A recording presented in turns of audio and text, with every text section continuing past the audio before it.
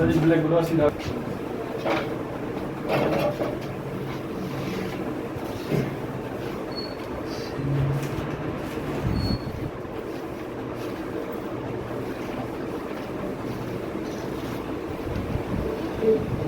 देखिए, आज हम लोग को फंडामेंटल राइट से अपने मौलिक अधिकारों के बारे में बात करनी है। इसके पहले हमने पढ़ा दिया था और उसके आगे हम चल रहे हैं। आप जानते हैं कि हम constitution of India, the constitution of India हम पढ़ा रहे हैं। कॉन्स्टिट्यूशन ऑफ इंडिया यह भारत का, जितना मैं लिखवाता जाऊंगा उसको लिखते जाइएगा और मैं पूछते जाऊंगा, ठीक है। भारत का संविधान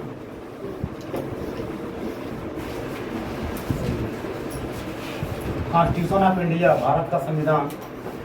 अंग्रेजी में जिनको लिखना होगा अंग्रेजी में लिख लेंगे, हम अंग्रेजी में बोलते भी रहेंगे, लेकिन हिंदी में मैं लिखूंगा इस पर ब्लैक बोर्ड पर। सेकंड डालिए, पार्ट 3, भाग संविधान का भाग 3।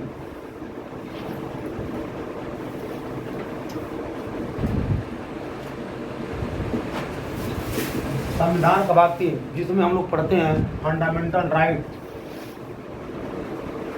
या मौलिक अधिकार। फंडामेंटल राइट्स या मौलिक अधिकार नोट करते जाएंगे। और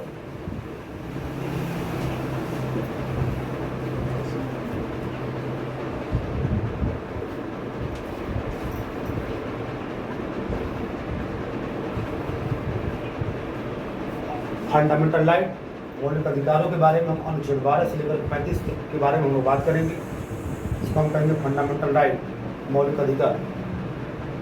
नोट करते रहेंगे, याद करते रहेंगे, हम बात करते रहेंगे। आप ध्यान सुनना है, रट लेंगे तो लास्ट में पूछ लेंगे। बहुत स्लोली पढ़ाएंगे ताकि समझ में आती जाए। सबसे पहला चीज़ कि हमें जानना है कि मौलिक अधिकार क्या होते हैं या क्या होते हैं फंडामेंटल राइट्स।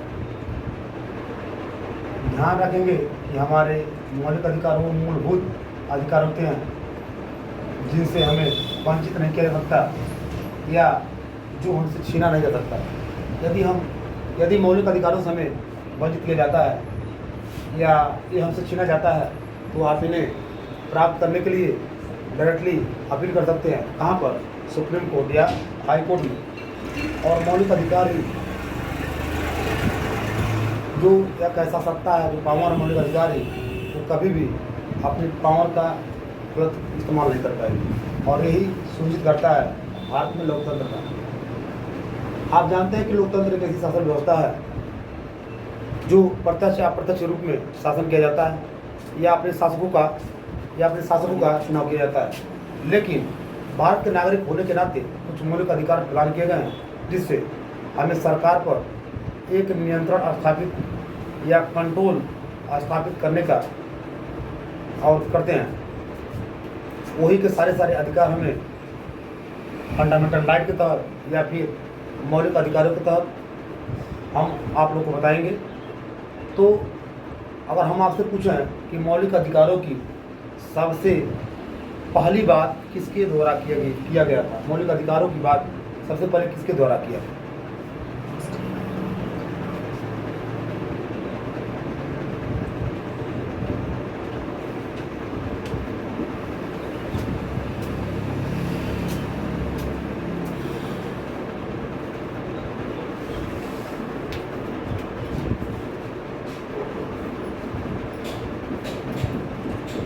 एनी बेसेंट के द्वारा की गई।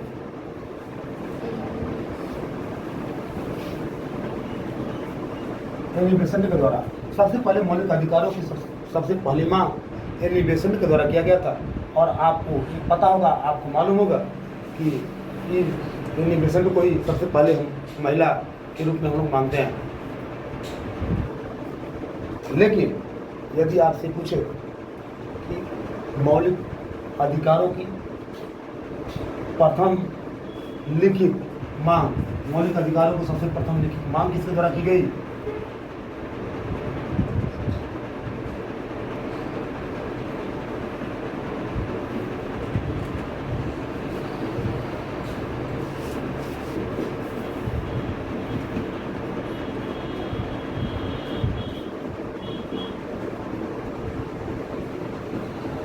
मोतीलाल नेहरू के द्वारा की गई है।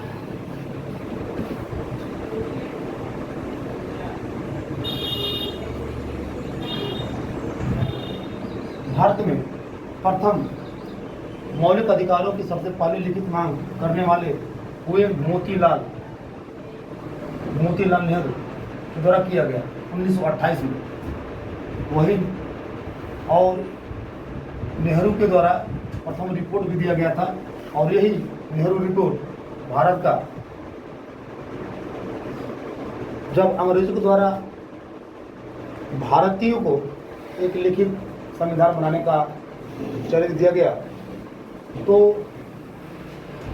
जो सारे के सारे दलों को स्वीकारे हों, तो नेहरू रिपोर्ट जो है मोतीलाल नेहरू के द्वारा नेहरू रिपोर्ट दिया गया था, जो भारत के संविधान को हम ब्लू प्रिंट भी कहा जाता है।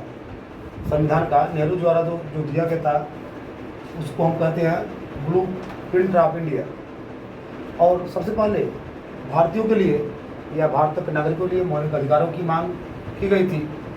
मौलिक अधिकारों की सबसे पहले मांग इन्हीं के द्वारा की गई। लेकिन हम जानते हैं इसके बाद 1931 में कराची अधिनियम में कांग्रेस के मांग को जो द्वितीय गोल्ड सम्मेलन में पार्टी सेपरेट के लिए जो पहुंचे थे गांधी जी, और भारतीयों के लिए मौलिक अधिकारों की बात किए थे, लेकिन ध्यान रखेंगे कि अंग्रेजों के द्वारा मौलिक अधिकारों की मांगों को अस्वीकार कर दिया गया था।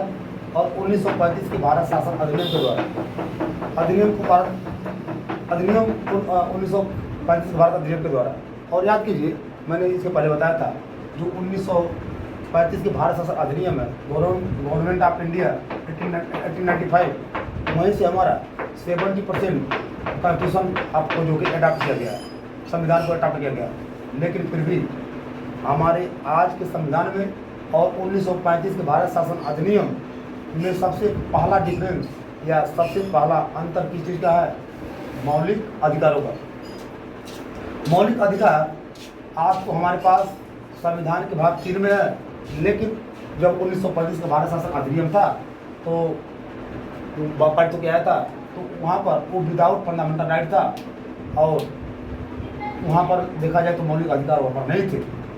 लेकिन यहाँ पर वर्तमान में संविधान के भाग 3 में मौलिक अधिकारों को जो वर्णन किया गया, और उसमें मौलिक अधिकार तो नहीं थे, और यही सबसे बड़ा डिफरेंस है आज के संविधान में और 1935 की भारत शासन अधिनियम के संविधान में। लेकिन ध्यान रखेंगे 1947 में या 1945 में पंडित नेहरू के द्वारा एक कमेटी का गठन किया गया था, जो कहलाती है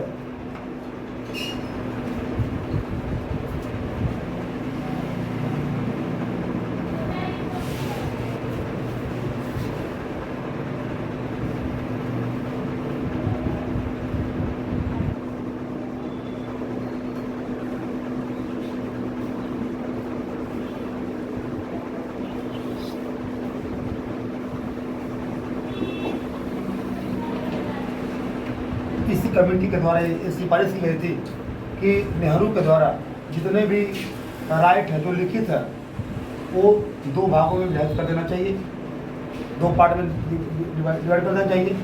तो वो अधिकार रखेंगे हम अपने संविधान में, जो हमसे छीन लिए गए, तो हम उनके खिलाफ न्यायालय में जा सकते हैं, और न्यायालय के द्वारा उन्हें फिर से प्राप्त कर सकते हैं, या उन्हें फिर जो है कंटिन्यूटी करा सकते हैं। ये तेज बहादुर प्रमुख समिति। तो ध्यान रखेंगे वो अधिकार जिनके छीनने पर या जिनसे वंचित किए जाने पर आप डायरेक्ट सुप्रीम कोर्ट और हाई कोर्ट में जाकर के गुहार लगा सकते हैं। तो ध्यान रखेंगे वही अधिकार ऐड किए गए संविधान के भाग 3 में, आर्टिकल 12 से लेकर के 35 तक, और वही कहलाया फंडामेंटल राइट या हमारे मौलिक अधिकार।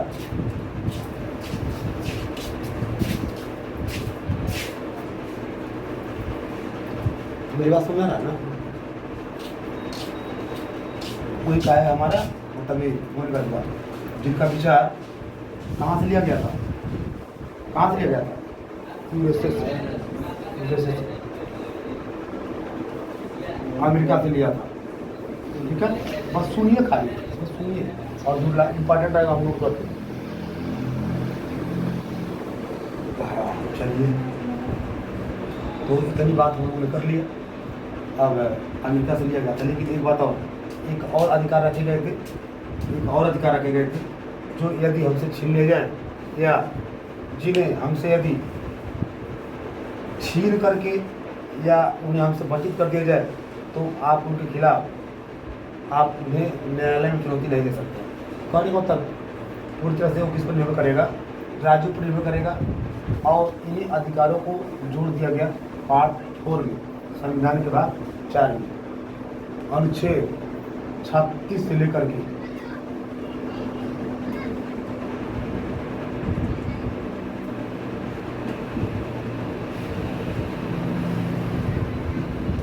36 से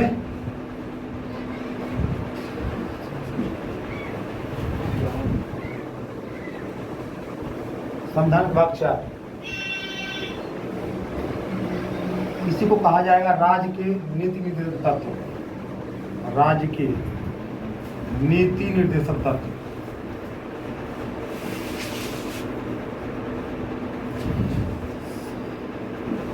संविधान के भाग 4 में कहा जाता है राज्य के नीति निर्देशक तत्व।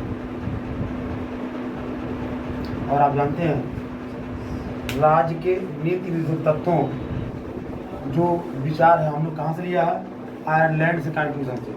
आयरलैंड के कॉन्स्टिट्यूशन से हमने लिया था राज्य के नीति निर्देशक तत्व का।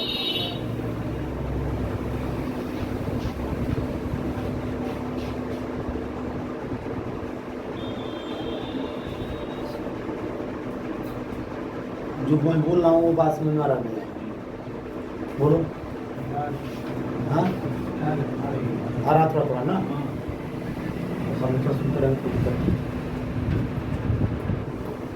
तो आपने देखा संविधान के भाग 3 में मेन चीज आपके ना मौलिक अधिकार। यह अनुच्छेद कहाँ से कहाँ तक लेकर मौलिक अधिकारों की सबसे बड़ा पहली मांग किसने किया था? क्या थी? महिला थी। अच्छा, मौलिक अधिकारों की सबसे पहले लिखित मांग किसने किया था? किस सन में? 1928। अच्छा, कमेटी का गठन जब हुआ था किसके समक्ष हुआ था? तेज बहादुर सपरू, हाँ सपरू समिति, देख लीजिएगा। और अब जरा देखिए संविधान के भाग 4 जो है ये कहाँ से कहाँ तक लेकर के है? 36 से लेकर कहाँ तक? अब एक बार दोबारा से हम आपको बता दे रहा हूँ, समझिए। हमने पढ़ना शुरू किया है भारत के संविधान मौलिक अधिकारों के बारे में, फंडामेंटल राइट के बारे में, ठीक है। मौलिक अधिकार जो हमारे संविधान के भाग 3 में वर्णित है, अनुच्छेद 12 से लेकर के 35 तक। मैंने कहा कि मौलिक अधिकारों के भारत में सबसे पहले जो मांग थी, सबसे पहले जो डिमांड हुआ वो वर्बली हुआ, वो मौखिक हुआ यानी वर्बली हुआ। और जो किसने की एनिबेसन ने की, ठीक है, एनिबेसन ने की। भारत में मौलिक अधिकारों की सबसे पहले लिखित मांग की बात की जाए तो लिखित मांग की सबसे पहले करने वाले थे मोतीलाल नेहरू, क्योंकि इन्होंने 1928 में नेहरू रिपोर्ट पेश की थी। नेहरू रिपोर्ट क्या था? नेहरू रिपोर्ट भारत के संविधान के ब्लूप्रिंट करते हैं। ब्रिटिश सरकार ने भारतीयों को चैलेंज किया था अपना एक संविधान बनाने का, जो हम अंग्रेजों से मांग किया करते थे, किसकी? स्वराज की। तो हम चाहते थे कि अंग्रेज हमारा शासन चलाने का अधिकार हमें नहीं देते, इसी को हमने कहा स्वराज का, सेल्फ रूल का, स्वशासन का। लेकिन अंग्रेज हमसे स्वशासन या सेल्फ रूल देने के लिए तैयार नहीं थे। हमने शर्त रखी क्या कि एक ऐसा संविधान बनाकर दिखाइए, एक ऐसा कॉन्स्टिट्यूशन बना के दिखाइए जो सर्वमान्य, यानी कि जो सारे के सारे राजनीतिक दलों को एक्सेप्ट हो जाए, स्वीकार हो जाए। तो मोतीलाल नेहरू ने एक ऐसा संविधान बनाया जिसमें भारत की राज्य व्यवस्था हम कैसे चलाएंगे, तो हम सारे के सारे प्रावधान उसमें लिखे थे। और भारतीयों को जो मौलिक अधिकार चाहिए थे वो सब लिखे थे। वो किसमें लिखे थे? नेहरू रिपोर्ट में। अब नेहरू रिपोर्ट पेश तो की गई, लेकिन सारे के सारे राजनीतिक दलों की हैंड्स के द्वारा जिसे स्वीकार नहीं किया गया, जिसकी वजह से मोतीलाल नेहरू जो चैलेंज मिला था उसमें सफल नहीं हो पाया। लेकिन 1945 में 1945 में पंडित जवाहरलाल नेहरू ने एक कमेटी का गठन किया था, एक समिति का गठन किया था, जिसके अध्यक्ष थे तेज बहादुर सुब्रू। और आप तो ये जानते थे कमेटी का जो हेड होता है उसी के नाम पर कमेटी का नाम भी होता है, इसलिए इस कमेटी का नाम था तेज बहादुर कमेटी या तेज बहादुर समिति। तो तेज बहादुर सपरू कमेटी ने क्या था, नेहरू रिपोर्ट में जितने भी अधिकार, जितने भी राइट लिखे गए थे जो भारतीय चाहते थे, उन सारे राइटों को 2 पार्टों में डिवाइड कर दिया और ऐसा कहा कि एक वो अधिकार भारतीय नागरिकों को दिए जाएंगे जो उनसे छीना नहीं जा सकता, यदि छीना जाएंगे तो वह उनके खिलाफ न्यायालय में जा सकते हैं, और वो एक अधिकार दिए जाएंगे और एक वो अधिकार दिए जाएंगे जो यदि उनसे छीन लिए गए तो उनके खिलाफ न्यायालय में जा नहीं सकते। तो सिंपल सी चीज़ है, हमें पढ़ना है भाग 3 और भाग 4। तो भाग 3 में हमें वो अधिकार पढ़ेंगे जो अगर छीने गए तो आप कोर्ट में जा सकते हैं, और उससे हम कहेंगे फंडामेंटल राइट्स। और 4 जो लिया गया है अमेरिका से अनुच्छेद अनुच्छेद 12 से 35 तक, तो 3 में तो हमको ये चीज़ पढ़ना है। और यदि हम बात करें भाग 4 की, तो भाग 4 में वो अधिकार हमें चाहिए जिनके खिलाफ, जिसके न्यायालय में आप चुनौती नहीं दे सकते हैं, इन्हीं को कहा जाता है मतलब राज्य के नीति निर्गत तत्व, अनुच्छेद 36 से लेकर 51 तक। बस इतनी सी बात होनी आपको बताइए, आपको मैंने रिविजन करा दिया। अब एक आपके दिमाग में एक खाका बना हुआ हो कि ये बात क्या थी, इस भाग 3 में क्या है और इस भाग 4 में क्या है। तो आप जब सुनेंगे और जाके आप जब किताब पढ़ेंगे तो सारी बात आपको क्या होगी, स्पष्ट होने लगेगी। तो आपको पता चल गया होगा कि मौलिक अधिकार में क्या था, मौलिक अधिकार में क्या क्या ऐसी बातें थी, और आपको ये पता होगा कि राज्य के नीति तत्व जो लिया गया है इस भाग 4 में, इसमें क्या क्या बड़ी थी। तो अब हम बात करते हैं संविधान के बाद 3 के बारे में बात करते हैं, मौलिक अधिकारों के बारे में या फंडामेंटल। सबसे पहले लिखिए आर्टिकल 12 संविधान का अनुच्छेद 12, अनुच्छेद 12 संविधान का अनुच्छेद।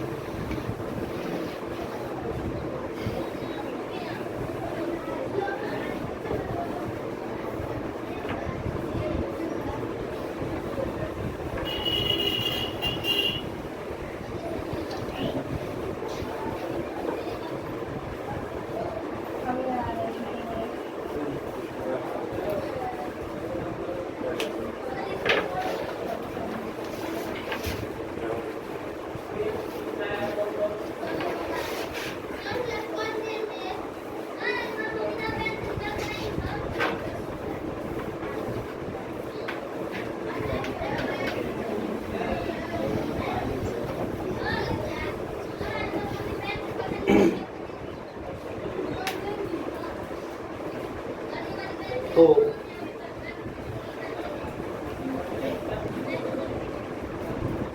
सबसे पहले हम लोग लिखेंगे अनुच्छेद 12 जो है, देखिए डिफिनेशन ऑफ स्टेट। अनुच्छेद 12 में क्या है, डिफिनेशन ऑफ स्टेट। मैं अंग्रेजी बोलूँगा लेकिन हिंदी में लिखूँगा। राज्य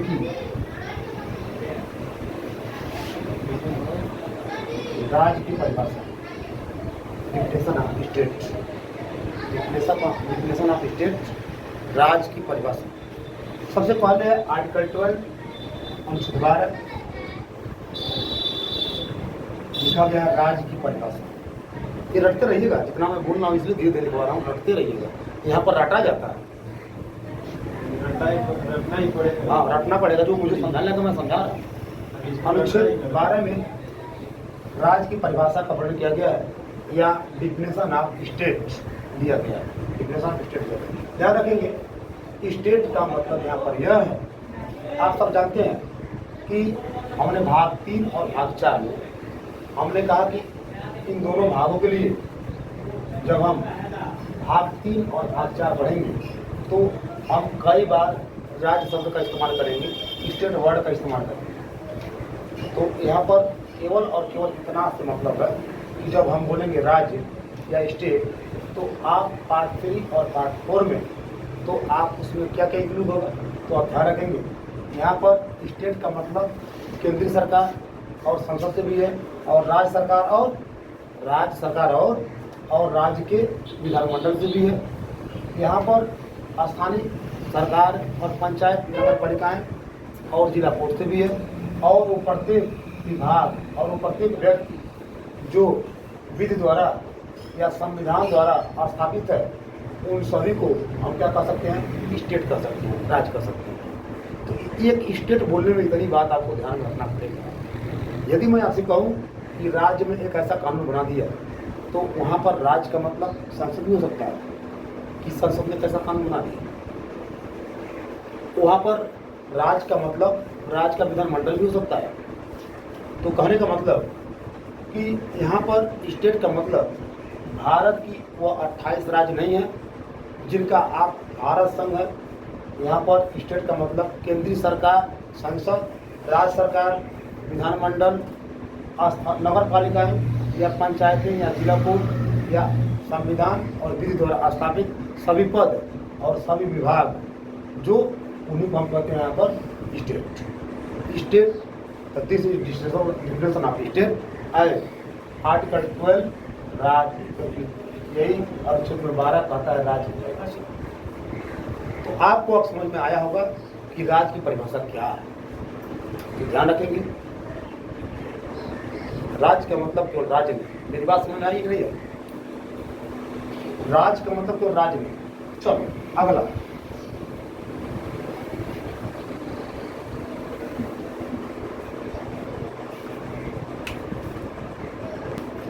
सब नहीं पा पाएंगे। देखिए अनुच्छेद 13, बस यही याद करना है। उसके बारे में विस्तार दे रहा हूँ, बस आपको कितना ही नहीं आता।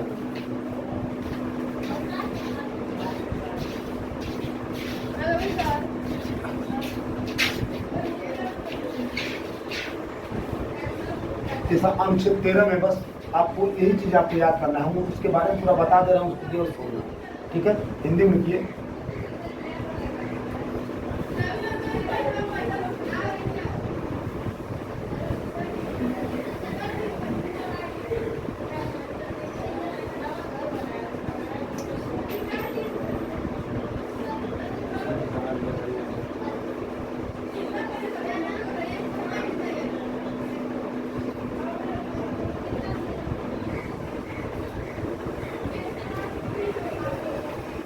मौलिक अधिकारों से असंगत, टर्मिनेशन ऑफ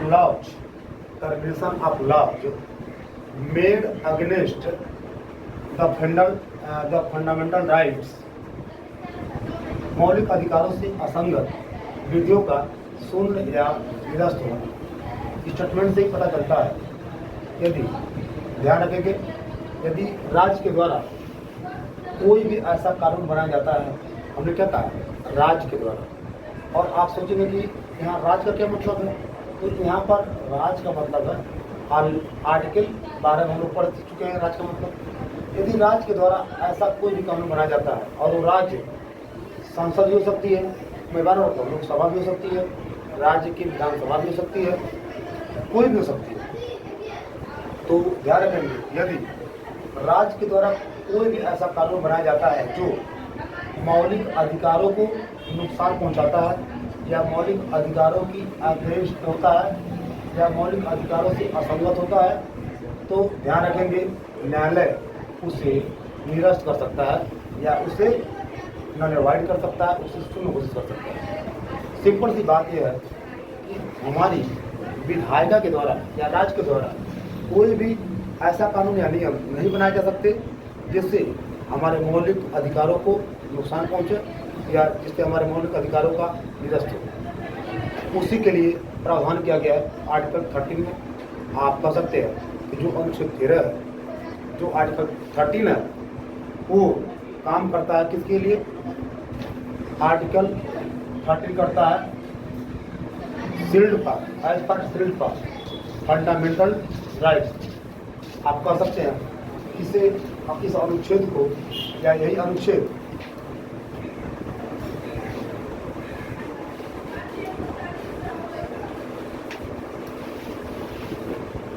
मौलिक अधिकारों के कवच के रूप में काम करता है।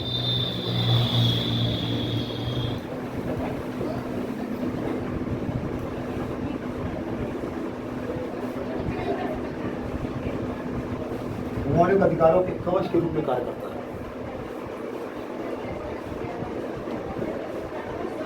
तो यदि कोई भी राज्य ऐसा कानून बनाता है जिससे मौलिक अधिकारों को नुकसान पहुंचता है, तो न्यायपालिका के द्वारा ऐसी विधियों को निरस्त कर दिया जाता है या लीन कर दिया जाता है या शून्य कर दिया जाता है। ऐसी विधियों, तो मेरी पूरी बात आपको समझ में आ गई कि अनुच्छेद 13 क्या है। अब इतना बोलूँगा उस पर पूरा व्याख्या दूंगा, क्योंकि लॉ में बहुत सारी चीज़ें बात। अब आपको केवल एरर के जाना अलग बात है, इसके बारे में आपको जानना बहुत जरूरी है। इसके बाद देखिए, इसे लिख लीजिए, there are 6 fundamental right on the constitution of India. Bharat के संविधान में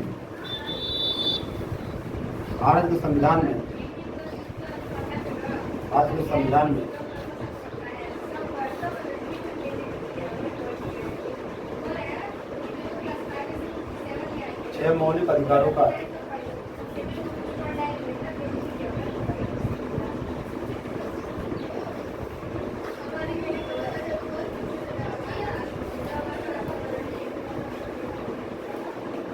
सबसे पहले लिखेंगे राइट टू इक्वलिटी, या हिंदी में समानता का अधिकार।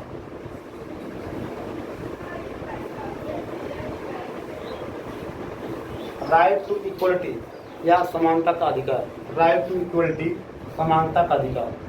आर्टिकल 14 से लेकर 18, संविधान का अनुच्छेद 14 से लेकर के 18 तक बात की जाती है या वर्णन किया जाता है इसके बारे में, समानता का अधिकार, राइट टू इक्वलिटी के बारे में।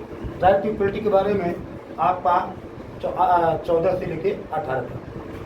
तो राइट टू इक्वलिटी करते जाइएगा, एक बात अपने मन में जहन में चढ़ाते जाइएगा, मैं पूछूंगा।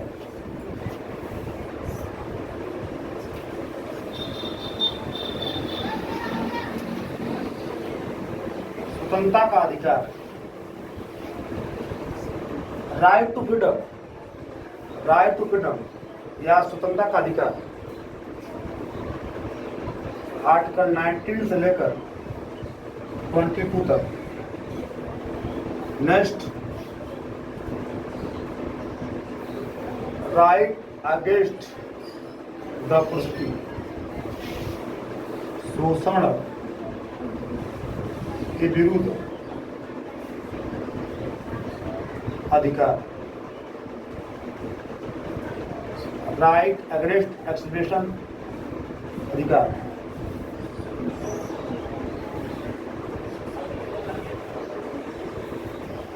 Article 23 and 24। अगला है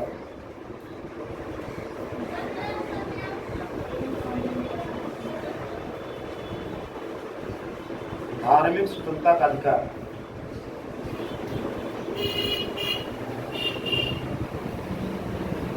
धार्मिक स्वतंत्रता का अधिकार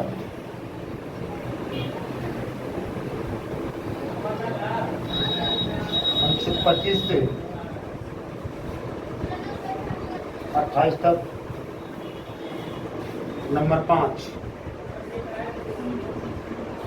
cultural and educational right. Cultural and educational right, सांस्कृतिक एवं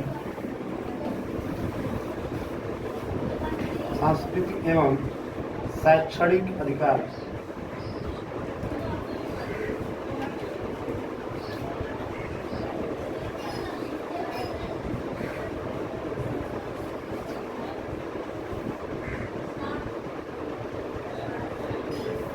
ये है आर्टिकल 29 और 30। और आखिरी होता है right to constitution remedies, right to constitution remedies या संवैधानिक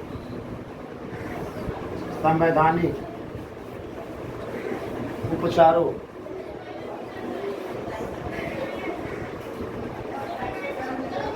का अधिकार, संवैधानिक उपचारों का अधिकार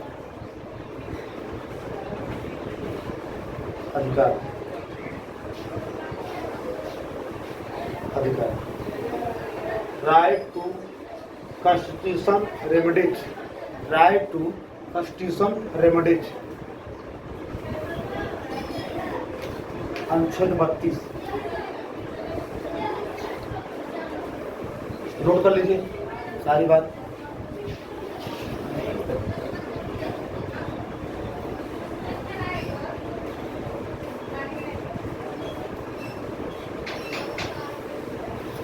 रखते रहिए भाई, मैं पूछ रहा हूँ।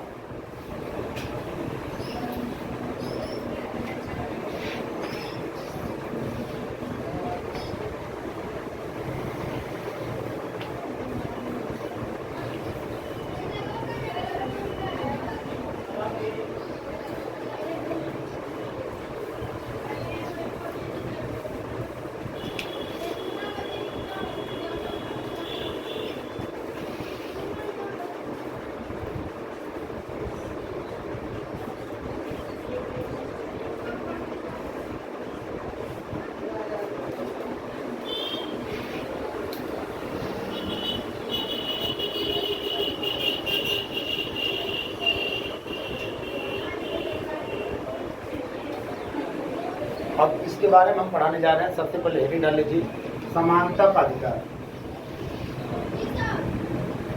समानता का अधिकार, राइट टू इक्वलिटी। जितना टाइम दे रहा हूँ उतना टाइम में आप याद कर लेंगे। राइट टू इक्वलिटी, समानता का अधिकार।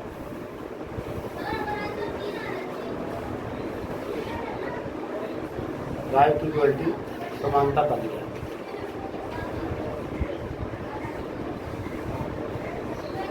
तो सबसे पहले हम बात करेंगे राइट टू इक्वलिटी या समानता के अधिकार के बारे में। देखिए सबसे पहले आर्टिकल 14 अनुच्छेद 14।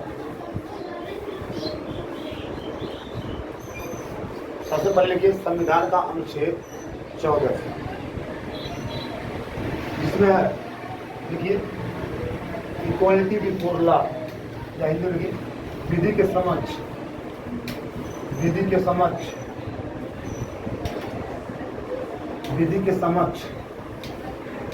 समानता।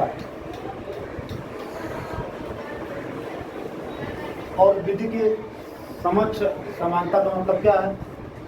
इसका मतलब है कि भारत में प्रत्येक व्यक्ति को न्यायालय या कानून के नज़रों में बिल्कुल एक समान समझा जाएगा, बिल्कुल एक तरीके से ही ट्रीट किया जाएगा। चाहे वो पुरुष हो, चाहे वो महिला हो, चाहे वो उच्च वर्ग हो, चाहे निम्न वर्ग हो, सबको एक ही ट्रीट किया जाएगा। कानून की नज़रों में सारे के सारे लोग एक समान होंगे, क्योंकि विधि के तहत कानून की नज़रों में किसी के साथ कोई भी टिकट टिप्पणी नहीं होगा या कोई भी ऊंच नीच की व्यवस्था नहीं चाहिए।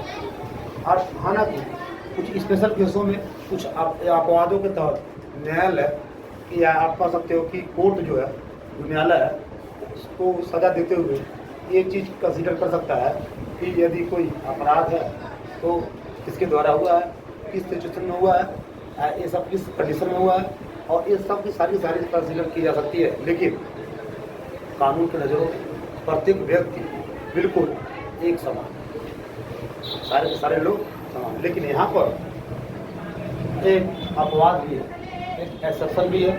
लिखेंगे एक्सेप्शन, अपवाद, आर्टिकल 361 यहीं पर लिख देंगे, यहीं पर याद कर लेंगे। एक तो आर्टिकल 14 कहता है कि कानून के नज़रों में सब एक समान होंगे, इक्वल होंगे। लेकिन वही दूसरी तरफ जो आर्टिकल 361 361 ये कहता है कि मैं आर्टिकल 361 के तहत क्या कहता है, देखिए अनुच्छेद 361 के तहत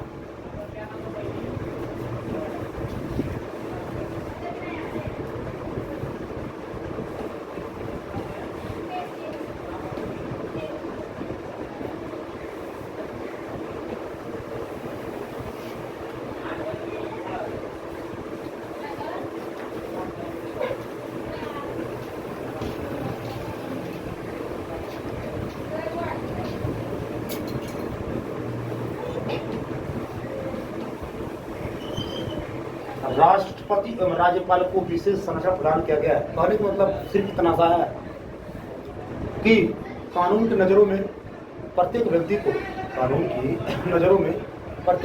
को एक सम्मान समझा जाएगा, लेकिन राष्ट्रपति और राज्यपाल को इस दायरे में नहीं। और यही कारण है कि राष्ट्रपति और राज्यपाल को न तो कभी भी किसी भी मामले के लिए बंदी बनाया जा सकता है, अरेस्ट किया जा सकता है, और ना ही कोई भी मामला हो, कोई भी केस हो राष्ट्रपति या राज्यपाल के खिलाफ किसी भी न्यायालय में दर्ज किया जा सकता है, क्योंकि राष्ट्रपति एवं राज्यपालों को इसके तहत 361 के तहत विशेष संरक्षण प्रदान किया गया है।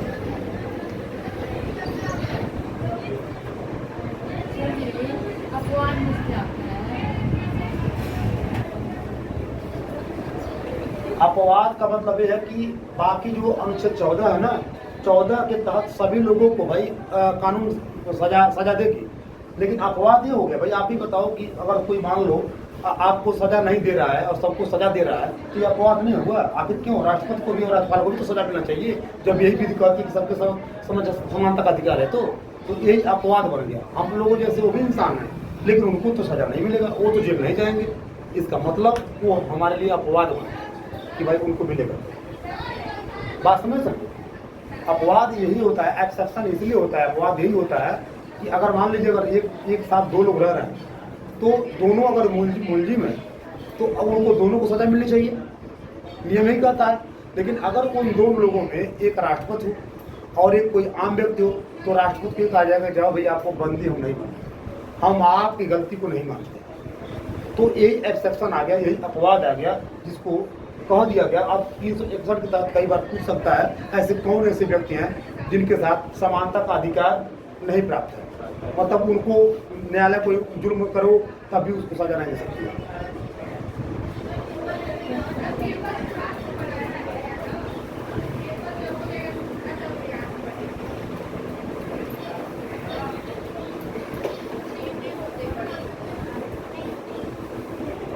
देखिए व्यक्ति के धर्म,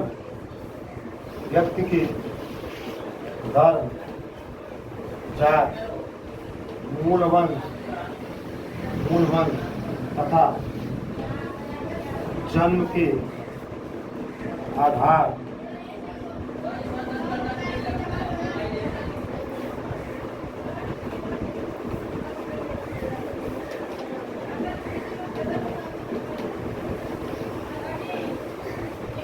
धार्मिक स्वतंत्रता का अधिकार व्यक्ति हो, धर्म जाति हो, मूल वंश हो तथा जन्म के आधार पर विभेद करने पर प्रतिबंध।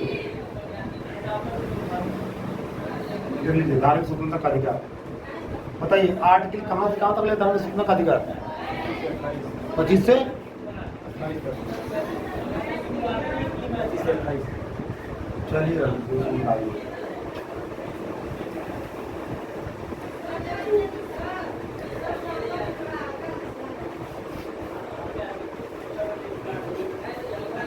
धर्म, जाति, मूल वंश तथा जन्म के आधार पर विभेद करने पर प्रतिबंध। नोट कर लीजिए फटाफट।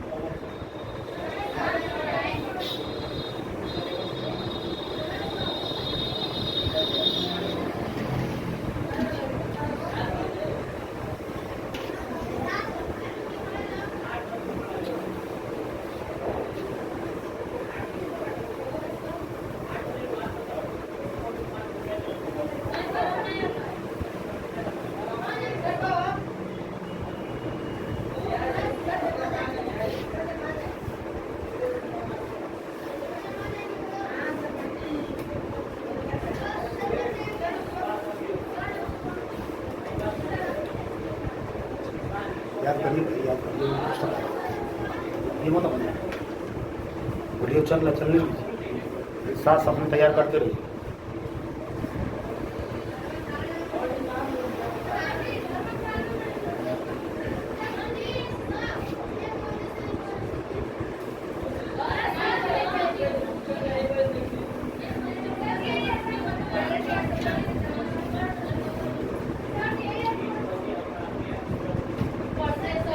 तो हमने कहा था राइट टू इक्वलिटी, समानता का अधिकार।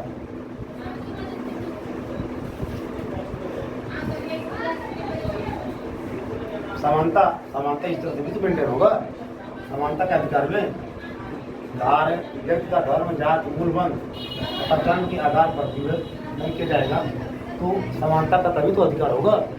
समानता का अधिकार तभी तो प्राप्त होगा। तो रटकिन आर्थिक भूखे, लेकिन यहाँ पर भी कुछ अपवाद, जैसे राजसा है तो महिलाओं एवं बालकों के लिए विशेष प्रावधान कर सकती है।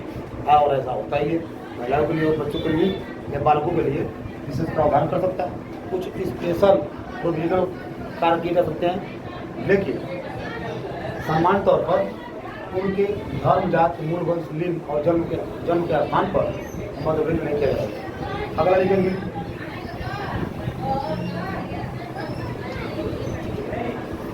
संविधान का अनुच्छेद 16।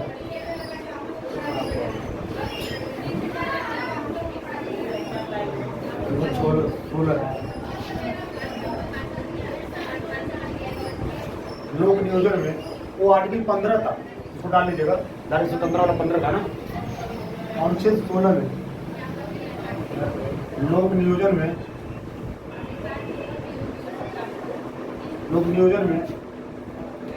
अवसर की समानता। लोक नियोजन में अवसर की समानता। जितने भी सरकारी पद होंगे, जितने भी लोक अवसर होंगे, उन सभी पर भारत के प्रत्येक नागरिक का बराबर अधिकार होगा। लेकिन आप अच्छी तरह से जानते हैं आर्टिकल 16 में एक बहुत बड़ा एक्सेप्शन है, बहुत बड़ा अपवाद है। तो आर्टिकल 16 में लोक नियोजन अवसर की समानता, आर्टिकल 16 में या equal opportunity in public employment, but लिखेंगे, लेकिन आर्टिकल 16 का 4 अनुच्छेद 16 के 4 तक इम्पॉर्टेंट है। अनुच्छेद 16 के 4 में भी इम्पॉर्टेंट है, लेकिन अनुच्छेद 16(4) के तहत अनुसूचित जाति एवं जनजातियों के लिए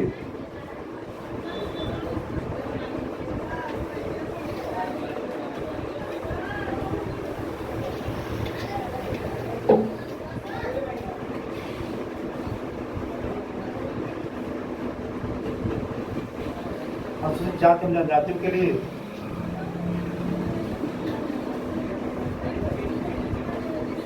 लेकिन अनुच्छेद 16(4) के तहत अनुसूचित जाति एवं जनजातियों के लिए आरक्षण का प्रावधान किया गया है।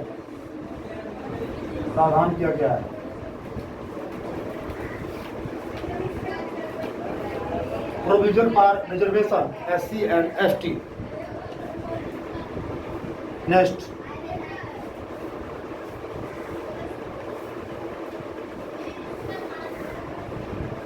अनुच्छेद 17। अगला लिखिए अनुच्छेद 17 आर्टिकल 17।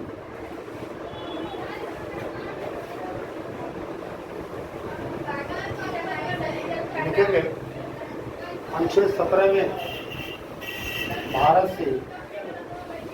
से अस्पृश्यता का अंत, भारत से अस्पृश्यता का अंत, भारत से अस्पृश्यता का अंत। अनुच्छेद 17 में है भारत से अस्पृश्यता का अंत। लिखेंगे भारत से अस्पृश्यता से अंत, अस्पृश्यता का अंत। Regulation of ability for India. क्या है अस्वस्थता? क्या है अस्वस्थता? किसी भी व्यक्ति के धर्म जाति के आधार पर उसके साथ विभेद करना, उसे सार्वजनिक स्थानों पर जाने से रोकना, हावों में, सार्वजनिक तालाबों में या नल से पानी भरने की इजाज़त न देना और उसकी जाति सूचक शब्द के कह करके पुकारना, उसके साथ छुआछूत के साथ व्यवहार करना ही क्या है? अस्पृश्यता, जिसका भारत से पूरी तरह से अंत कर दिया गया है।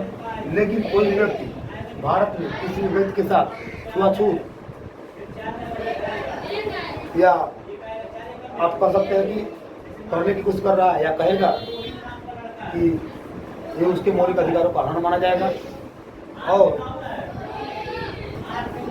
और एक दंडनीय अपराध, क्योंकि हम जानते हैं अनुच्छेद 17 के तहत कि भारत से ही अस्पृश्यता का क्या किया गया है और क्या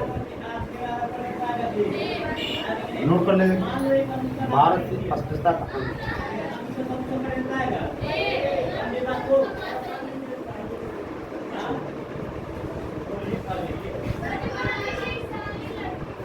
अनुच्छेद 18 आधा लिखेंगे आर्टिकल 18 या अनुच्छेद 18।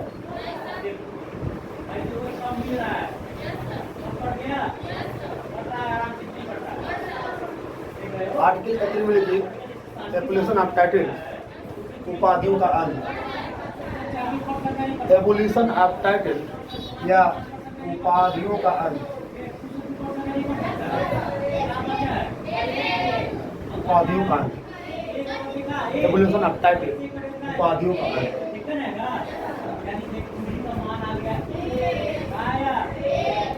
एबोलिशन ऑफ टाइटल या उपाधियों का अंत क्या होता है?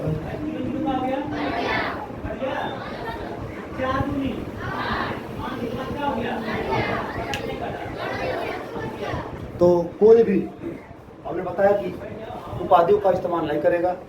हाँ, दो लोगों को छोड़ करके, या तो डिफेंस पर्सन हो या कोई अधिकारी हो, डॉक्टर हो, डॉक्टर की उपाधि अगर धारण किए हुए लोग या रक्षा के लोगों को अपने नाम से पहले अपने उपाधियों का इस्तेमाल अलाउड है, लेकिन संवैधानिक रूप से ये अधिकार किसी को नहीं दिया गया है। भारत में कोई व्यक्ति अपने नाम से पहले अपनी उपाधियों का इस्तेमाल नहीं करेगा। बात सुन, और आप देख सकते हैं कि ये सारे के सारे डिफेंस में कौन से लोग, डिफेंस में कौन से लोग, डिफेंस में चाहे लेफ्टिनेंट हो, चाहे कैप्टन हो, हाँ, चाहे मेजर हो, चाहे ब्रिगेडियर हो, चाहे जनरल हो, सब लोग क्या अपने नाम से पहले क्या लगाते हैं? अपने उपाधियों का इस्तेमाल करते हैं। इवन रिटायरमेंट के बाद, सेवानिवृत्त होने के बाद वो अपने नाम से पहले अपनी उपाधियों का भी इस्तेमाल करते हैं। तो उपाधियों का अंत, कुछ समझ में आ रहा है? उपाधियों का अंत क्या होता है? अपने नाम के पहले उपाधि। इसके बाद दूसरा फंडामेंटल राइट लिखिए, स्वतंत्रता का अधिकार। स्वतंत्रता का अधिकार, वहाँ थोड़ा सा ये लिख दिया स्वतंत्रता का अधिकार, लेकिन वो आर्टिकल 15 में था, वो जो भी पूछा।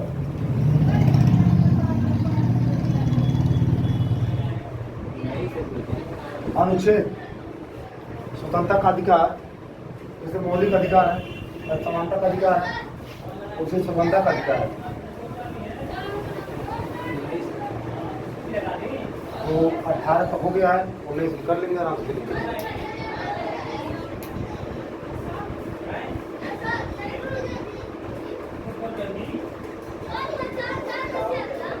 आर्टिकल 19 का 1 कर लेंगे। आर्टिकल 19 का 1, अनुच्छेद 19 का ए, जिसके तहत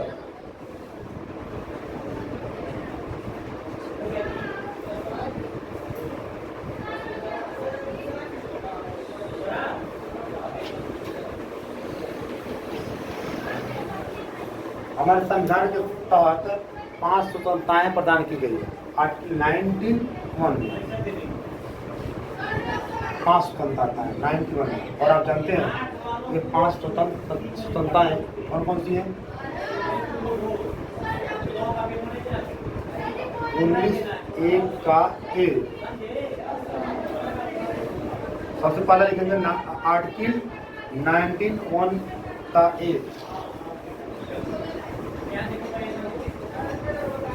19(1) का ए सबसे पहला। देखिए इसमें है विचार एवं अभिव्यक्ति की स्वतंत्रता। अभिव्यक्ति की स्वतंत्रता, विचार एवं अभिव्यक्ति की स्वतंत्रता।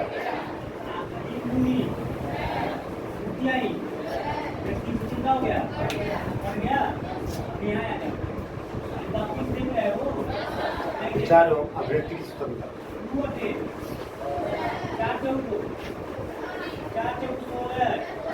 कर लीजिए 19(1) विचार एवं अभिव्यक्ति की स्वतंत्रता। लिखेंगे freedom of speech and expression. Freedom of speech and expression. Freedom रहता है स्पीच एंड एक्सप्रेशन, अभिव्यक्ति का एक्सप्रेशन।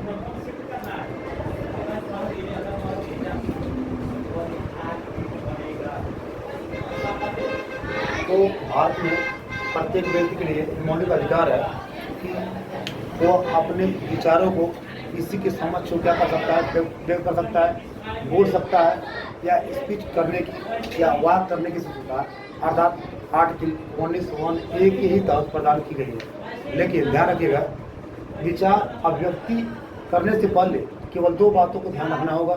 सबसे पहला कि देश के खिलाफ कोई भी स्टेटमेंट नहीं दिया जाना चाहिए देश के खिलाफ। और जब भी आपको किसी के भी लिए अपने विचारों का अभिव्यक्ति करेंगे तो आप शब्द का इस्तेमाल नहीं करेंगे। और आप ऐसा करते हैं तो अगर ऐसा करने से किसी की हानि पहुंच सकती है तो आप तभी वो क्या कर सकते हैं, दावा दे सकता है। अब उसको हानि पहुंचे, अदरवाइज आप अपने विचारों को और अपने विचारों को स्वतंत्रता से बता सकते हैं। और इसमें कुछ फ्रीडम्स भी आती हैं, जैसे लिखेंगे इसी में है प्रेस की स्वतंत्रता।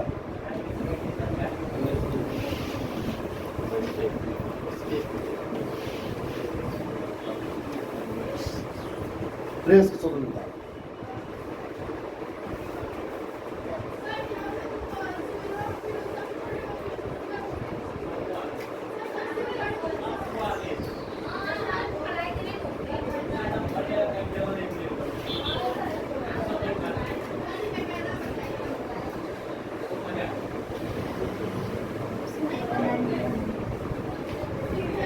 राष्ट्रीय ध्वज फहराने की स्वतंत्रता।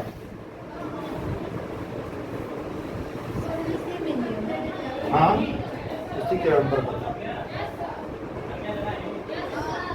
इसके अलावा इसी में आता है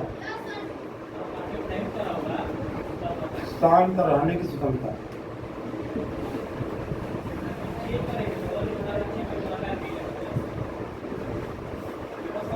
शांत रहने की स्वतंत्रता इसी के अंतर्गत लिखेंगे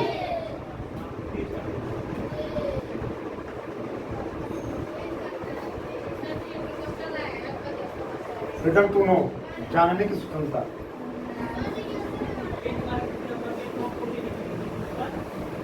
जानने की स्वतंत्रता, फ्रीडम टू नो। नेक्स्ट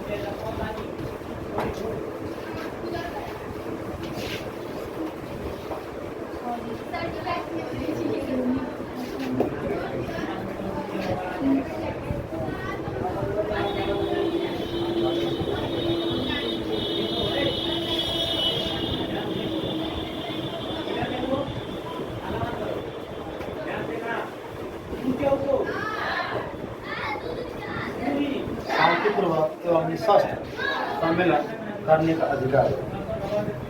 शांतिपूर्वक freedom to conduct and meeting peacefully without arm, freedom to conduct arm meeting and conference peacefully without attack, शांतिपूर्वक एवं निशांत सम्मेलन करने का अधिकार। हमारा मौलिक अधिकार है कि इकट्ठे होकर के कोई भी सम्मेलन, कोई भी सभा या कोई भी कॉन्फ्रेंस हम कर सकते हैं, जा सकते हैं, लेकिन दो चीज़ का हमेशा ध्यान रखना होगा कि वो एक तो शांतिपूर्वक होनी चाहिए, दूसरी वो शांति भंग ना हो या किसी भी तरह का उसे दिक्कत ना हो, और दूसरा अगर कोई भी व्यक्ति वहाँ पर शस्त्र या हथियार लेकर के नहीं जा सकता है। शांतिपूर्वक में हो निःशस्त्र सम्मेलन करने का अधिकार, निःशस्त्र। नेक्स्ट अगला,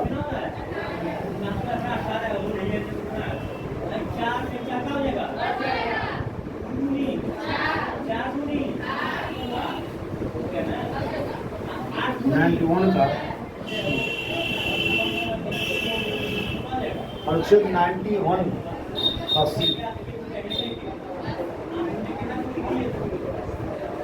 में है freedom to make union, freedom to make union,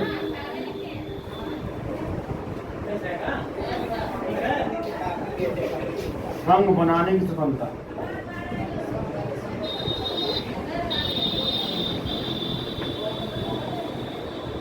freedom to make union या संघ बनाने की स्वतंत्रता, फ्रीडम टू मेक यूनियन या संघ बनाने की स्वतंत्रता आर्टिकल 91C में।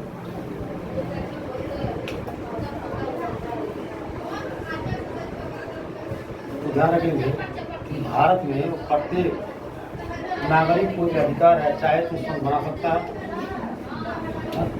इसका बहुत सारा एग्जाम्पल है विभिन्न विभागों में, विभिन्न कारखानों में जिसमें मजदूरों की संघ होती है, यूनियन होती है।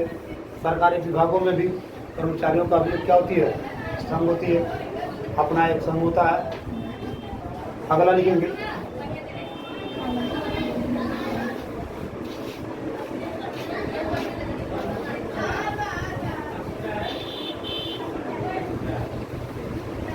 अनुच्छेद 19(1) का डी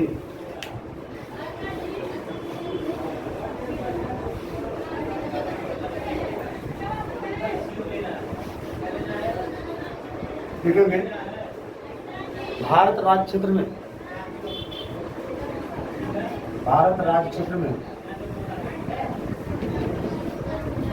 कहीं भी विचरण करने की स्वतंत्रता।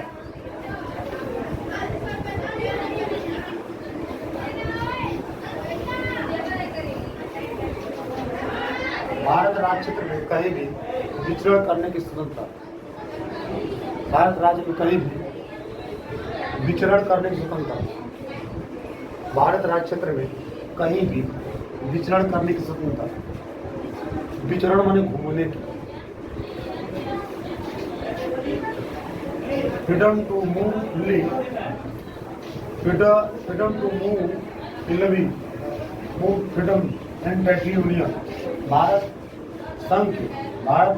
संघ के किसी भी क्षेत्र में विचरण करने की स्वतंत्रता। भारत के नागरिक होने के नाते आपके अधिकार है कि भारत राज्य क्षेत्र के किसी भी भाग में आप आ जा सकते हैं, विचरण कर सकते हैं। हालांकि कोई भी एक्सेप्शन जो प्रतिबंधित क्षेत्र है वहाँ पर नहीं जाएंगे जहाँ प्रतिबंधित क्षेत्र है, लेकिन आपका मौलिक अधिकार है कि आप भारत में कहीं भी घूम सकते हैं। और भाई अगर मान लीजिए दिल्ली से बिलोंग करते हैं, यूपी से बिलोंग करते हैं, तो आप महाराष्ट्र भी जा सकते हैं, आप तमिलनाडु भी जा सकते हैं। केवल कहीं बस कोई रोकेगा नहीं, लेकिन कहीं सम्मान तौर पर यही है कि कहीं अगर मान लीजिए कठोर मना किया गया कि क्षेत्र में नहीं जाना है, एक्सेप्शन सही है। प्रतिबंधित क्षेत्रों में आप जो है डायरेक्टली आपको रोका जा सकता है। जैसे कि जैसे मान लीजिए आर्मी एरिया, वहाँ पर आप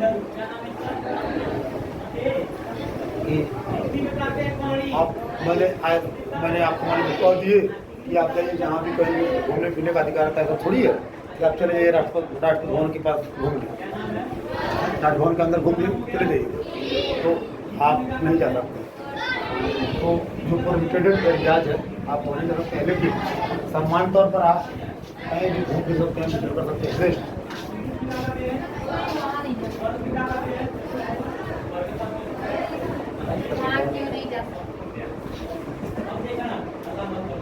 संविधान 1901 का ई ABCDE 5वीं सूची।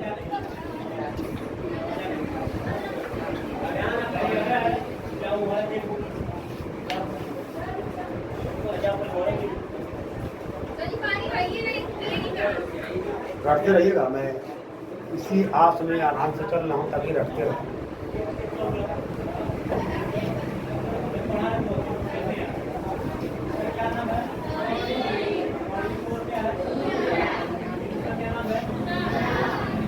अगली 5वीं स्वतंत्रता, ठीक है। Freedom to reside and settle about to territory area, Bharat क्षेत्र में कहीं भी निवास करने की स्वतंत्रता। भारत राज्य क्षेत्र में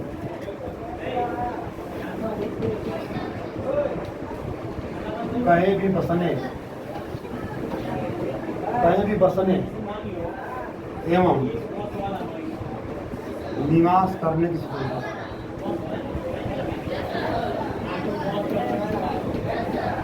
पहले जम्मू कश्मीर पहले विशेष हुआ करता था, तो आप जम्मू कश्मीर में भी जाके पढ़ सकते हैं। ये 5 फ्रीडम्स है जो हमें अनुच्छेद के तहत दिया गया है। पहले 6 हुआ करती थी, पहले इसमें 91 का ये भी हुआ करता था, 91 का ये भी हुआ करता था। यह right to acquired hold and dispute British, जिसमें संपत्ति का अधिग्रहण हुआ करता था, में था। लेकिन ध्यान रखेंगे उस 6वीं स्वतंत्रता का क्या कर दिया गया, समाप्त कर दिया, निरस्त कर दिया। तो अब यहाँ पर केवल स्वतंत्रता है, 5 स्वतंत्रता है।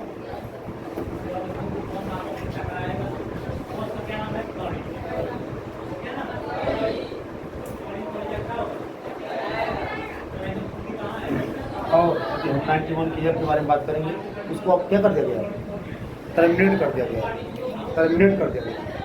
निरस्त कर दिया गया। इसको हटाया गया था, आप लिख सकते हैं तो लिखना चाहते हैं। ये 44वां संविधान संशोधन, यह 44वां संविधान संशोधन 1978 के तहत 44वां